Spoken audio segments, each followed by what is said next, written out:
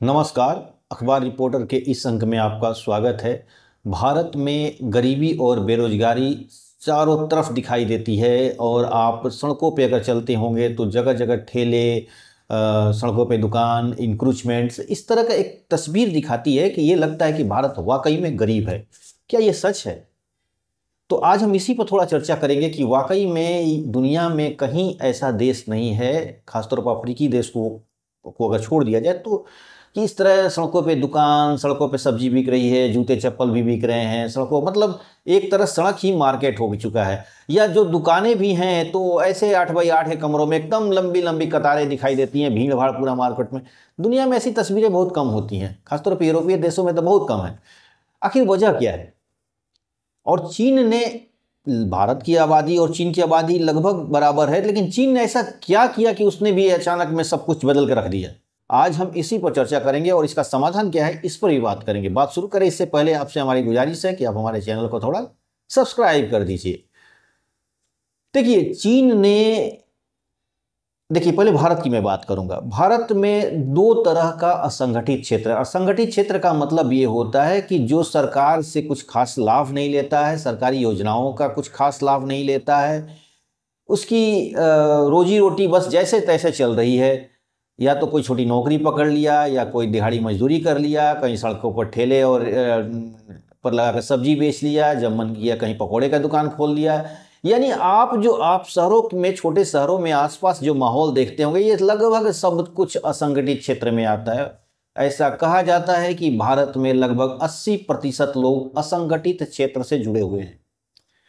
अब सवाल ये है कि इतना बड़ा 80% लोग असंगठित क्षेत्रों से जुड़े हुए हैं, इसमें करीब 60 से 65% कृषि से जुड़े हुए हैं। असंगठित क्षेत्र माने जो किसी कृषि में खेती बाड़ी की मजदूरी किए हैं, या छोटे मोटे उनके पास छोटे थोड़े बहुत खेत हैं, अपना खेती होती किया और बाजार में ले जाकर उस सामानों को बेच दिया, सब्जी वगैरह बेच दिया, ये सब असंगठित क्षेत्र में है।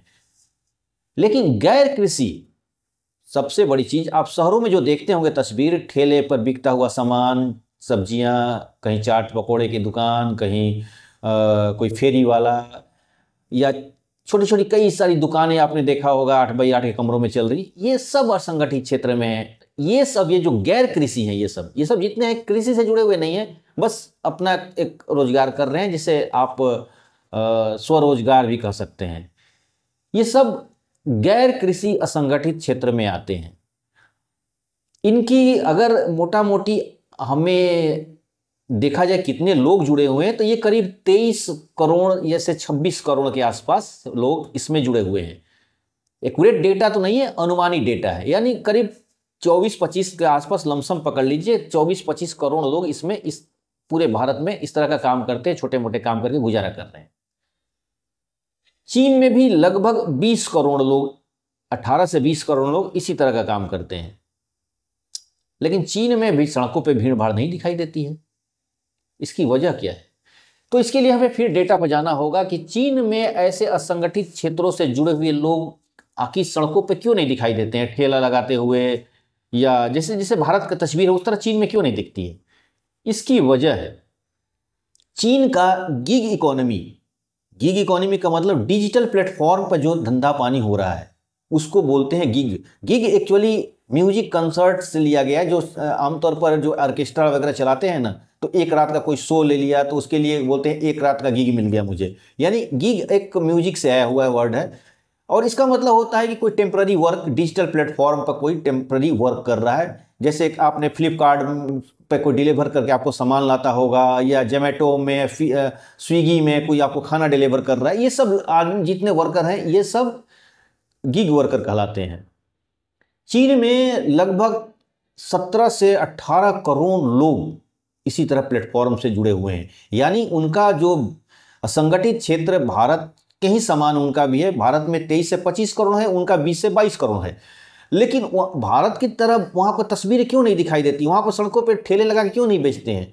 वजह यह है कि चीन ने इन सारे लोगों को गिग इकोनॉमी की तरफ कन्वर्ट कर दिया, एक तरह उन्हीं की तरह डाइवर्ट कर दिया। अब सारे लोग अपना रूप, उनका पूरा पूरा बिजनेस मॉडल चेंज हो गया। अब ये लोग या तो कोई डिलीवर बॉय के रूप में काम करते हैं, ऑनलाइन प्लेटफॉर्म से जुड़े हुए हैं, यानी कोई ई कॉमर्स से जुड़कर अपना बिजनेस व्यापार कर रहा है, यानी सारा कुछ एकदम ये मार्केट बेस जो प्लेटफॉर्म होते हैं जो उनके ऊपर ला दिया। जैसे हमारे यहाँ अमेजोन है, फ्लिपकार्ट है, उस तरह पर इन्होंने ट्रांसफर कर दिया उनको। अब करीब 18 करोड़ लोग इसमें जुड़ गए। भारत में ये डेटा बहुत छोटा है। भारत में ये डेटा करीब करीब 70 से 80 लाख का है, यानी बहुत बड़ा एक भारत में फील्ड अभी खाली है, जिस पे अगर भारत काम करे तो इसमें काफ़ी बदलाव हो सकता है। इसके लिए भारत में कुछ कानूनी बदलाव भी करनी होंगी। सबसे पहली चीज़ कि जो अमेजॉन फ्लिपकार्ट पे जो लोग सामान बेचते हैं अभी तक वो गिग वर्कर नहीं कहे जाते हैं, उन्हें एमएसएमई वर्कर कहा जाता है। यानी जैसे सिंपल सा एक दुकान कोई खोल के बैठा हुआ है उस तरह उनको माना जाता है। उन्हें कोई सोशल सिक्योरिटी नहीं दी जाती है। जब चाहे उनको कोई जो फ्लिपकार्ट वगैरह होते हैं, अमेजोन वाले होते हैं, जब चाहे उनका अकाउंट सस्पेंड कर देते हैं, जब चाहे उनका पेमेंट रोक देते हैं। उन्हें कोई ना कोई एक्सक्यूज देकर, कोई ना कोई उनका फॉल्ट पकड़कर उन्हें बार बार एक तरह से एक्सप्लॉइट करने की कोशिश होती है। लेकिन भारत में इसके लिए कोई कानून ही नहीं है, ताकि वो ऐसा कोई प्लेटफॉर्म नहीं है जहां वो अपनी बातों को उठा सकें। दूसरी चीज़, उन्हें कोई सोशल सिक्योरिटी नहीं है। अब सरकार ये कहती है कि आप तो विक्रेता हैं, आप बिजनेसमैन हैं, लेकिन वो सवाल है कि वो बिजनेसमैन नहीं है, वो भी किसी ना किसी प्लेटफॉर्म पर जुड़ा हुआ है। जैसे आप ओला उबर का जो गाड़ी देखते हैं, जो कैब ड्राइवर होता है, वो उसको सरकार कहती है कि ये गिग वर्कर है क्योंकि वो ओला पर डिपेंडेंट है। लेकिन एक विक्रेता कोई सामान बेच रहा है, कोई मोबाइल बेच रहा है या खिलौने बेच रहा है ऑनलाइन प्लेटफॉर्म पर, उसको कहती है कि आप बिजनेसमैन हैं। लेकिन सवाल यह है कि वो भी आदमी कम से कम उस प्लेटफॉर्म पर डिपेंडेंट है। वो प्लेटफॉर्म जो होता है फ्लिपकार्ट, अमेजोन जैसे, फ्लिपकार्ट, मीशो जैसे, ये लोग डिसाइड करते हैं कि उन्हें कितना कमीशन दिया जाए, तब जाके उनका एक तरह से प्रॉफिट मार्जिन निकलता है। लेकिन सरकार इसी चीज़ को अगर कानूनन रूप से उन्हें गिग वर्कर मान ले तो कहीं ना कहीं वो सोशल सिक्योरिटी के दायरे में आ जाएंगे। उन्हें इंश्योरेंस मिल जाएगा जिस तरह और लोगों को मिलता है, जो डिलीवरी बॉय लोग, कुछ सहूलियत सरकार की तरफ से मिलता है। तो जैसे मेडिकल की सुविधा हो गई या कुछ इंश्योरेंस वगैरह, कुछ एक्सीडेंट वगैरह होता है तो उनमें कुछ उनको सोशल सिक्योरिटी मिल जाती है। हालांकि ना के बराबर ही हैं, लेकिन फिर भी कुछ कानून के दायरे में उनको आते हैं वो लोग। और दूसरी चीज़ कि वो सबसे बड़ी चीज़ कि वो डिजिटलाइज होते हैं, यानी उनके कितना पैसा आ रहा है, उनके प्रॉफिट में कमा रहे हैं, वो सारा मॉनिटर होते रहता है। इससे क्या होता है कि अगर वो कहीं लोन मांगने जाते हैं तो उनको ये साफ तौर पर पता चल जाता है कि भाई इस आदमी के अकाउंट्स में इतने पैसे आ रहे हैं तो इसके ब्याज में इतना इसको लोन दिया जा सकता है, जिससे वो कोई दूसरा बिजनेस कर सकता है। एक तरह से उसका अकाउंट ही उसकी गारंटर बन जाता है। तो ये फायदा होते हैं। लेकिन सरकार जो ऑनलाइन प्लेटफॉर्म पे जो काम कर रहे हैं, जो बेच रहे हैं सामान, उनको एक तरह से एमएसएमई मान लेती है, बोलती है आप तो छोटे व्यापारी हैं, बिजनेसमैन कर रहे हैं। और सबसे बड़ी चीज़ कि जब उनके अंडर में कोई लोग काम करते हैं, जैसे कोई पैकेजिंग कर रहा है सामान को, कोई अकाउंट्स मेंटेन कर रहा है, कोई बिल तैयार कर रहा है, इनवॉइस तैयार कर रहा है, उनको भी कोई गिग वर्कर नहीं माना जाता है। यानी सरकार को चीन की तरह सोचना चाहिए। चीन ने ऐसे सभी लोगों को गिग वर्कर मानकर उन्हें सोशल सिक्योरिटी दिया है। भारत को भी ये दायरा बढ़ाने की जरूरत है। यानी कहने का मेरा मतलब है कि भारत की बेरोजगारी अगर दूर करनी है तो भारत को सबसे पहला चीज कि अपने ई कॉमर्स, गिग इकोनॉमी और डिजिटलाइजेशन पर फोकस करना होगा, इसमें तेजी लाना होगा। हालांकि डिजिटलाइजेशन बहुत अच्छा काम हुआ है। आप देखते होंगे यूपीआई के तहत कितने लोग पैसे ट्रांसफ़र कर रहे हैं। आज लगभग पूरे इकोनॉमी का 40% जो कैश कम हो चुका है, यानी लोग ऑनलाइन प्लेटफॉर्म से पैसे ट्रांसफ़र कर रहे हैं। इतनी सुविधाएं मिल गई है और इतना, तो इससे क्या होता है कि अगर एक ठेले वाले के पास बैंक में पैसा आ रहा है तो बैंक को भी पता चलता है कि ये आदमी का इतना ट्रांजैक्शन है, इसलिए इसको इतना लोन दिया जा सकता है। यानी एक तरह से उसको, उसके इकोनॉमी को डिजिटलाइज करने से इसका फ़ायदा ये होता है कि उसको एक सिक्योरिटी मिल जाती है। और बैंक के नज़र में भी वो नज़र में होता है कि भाई इसे मुद्रा लोन वगैरह सरकार ने किया भी है। तो इससे फायदा होने और इससे इसकी अब दायरा बढ़ाने की जरूरत है।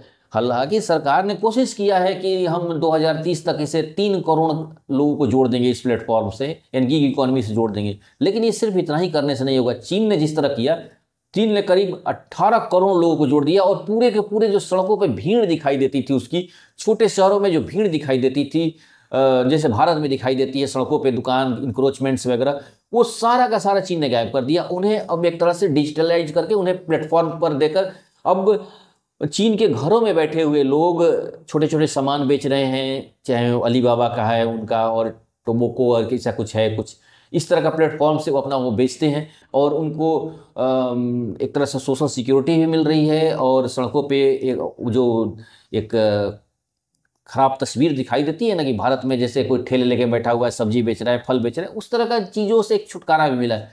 तो ये चीज़ करके चीन ने आगे बढ़ा है। तो कहने का मेरा मतलब है कि भारत का असंगठित क्षेत्र और गैर कृषि की बात कर रहा हूँ मैं, कृषि की नहीं, यानी गैर कृषि जो शहरों में आमतौर पर भीड़ दिखाई देती है उसका और चीन की लगभग आबादी सेम ही है, यानी 18 से 20 करोड़ चीन में काम कर रहे हैं लोग और भारत में 22 से 24 या 26 के ऐसे ही के आसपास करते हैं, लगभग आसी पास 26 करोड़ के आसपास, और भारत में चीन में 18 से 20 करोड़ लोग काम कर रहे हैं। यानी लेकिन चीन में वो भीड़ नहीं दिखाई देती है। वजह यह है कि चीन ने उस भीड़ को डिजिटलाइज कर दिया। चीन ने उस भीड़ को मार्केट प्लेस पर लेते आया, यानी मार्केट प्लेस यानी जो ऑनलाइन प्लेटफॉर्म पर लेते आया और अपनी गिग इकोनॉमी को विस्तार किया, जिसकी वजह से चीन एक रोजगार पैदा करने में बहुत काफ़ी, अगर आप चीन की स्टडी करेंगे तो चीन ने जिस तरह का रोजगार का व्यवस्था किया, भारत में बहुत काफ़ी संभावनाएं। सबसे बड़ी चीज़ कि भारत कुछ डरता भी है। भारत इस बात से डरता है कि जो रेगुलर दुकान वाले हैं उनका मार्केट ख़राब हो जाएगा, ऑनलाइन प्लेटफॉर्म से उनका धंधा खत्म हो जाएगा, लेकिन ऐसा नहीं है। ऑनलाइन प्लेटफॉर्म पर वो दुकानदार भी जा सकते हैं, अपने सामान को बेच सकते हैं।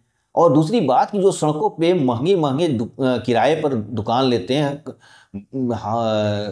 20 लाख 50 लाख रुपया तक वो डिपॉजिट देते हैं, फिर उसमें माल भरते हैं, फिर उस पर किराया देते हैं, ये सब चीज़ों से बचा जा सकता है क्योंकि वो अपने कमरे से, अपने घर के एक रूम जो उसका एक घर है वहीं से वो काम कर सकता है, घर में ही गोदाम बना सकता है, जिसकी वजह से वो पूरे दुनिया में अपना चाहे तो माल बेच सकता है। तो इसके एक फ़ायदा भी होता है कि जो वो महंगा पैसा किराए के रूप में देता है, वो अपने घर से ये काम करने से उसका प्रॉफिट मार्जिन में बढ़ोतरी हो जाती है। ये सब चीज़ें, तो कहने का मेरा मतलब यही है कि जैसे बिहार में चुनाव हो रहा है और बेरोजगारी, पलायन बड़ा मुद्दा है, तो ये मुद्दा रहेगा, लेकिन मैं ये कहना चाहता हूँ कि अगर बिहार सरकार या भारत सरकार ही बिहार को डेवलप कराने के लिए गिग इकोनॉमी का थोड़ा विस्तार कर दे और थोड़ा डिजिटलाइज कर दे और थोड़ा सा जितने ऑनलाइन प्लेटफॉर्म्स हैं उनको थोड़ा फ्लेक्सिबल, लचीलापन लाया जाए, उसमें थोड़ा लिबर्टी लाया जाए, उनमें थोड़ा उनको कानून के दायरे में लिया जाए ताकि वो जो विक्रेता वहाँ पे काम कर रहे हैं उनका एक्सप्लॉइट ना हो।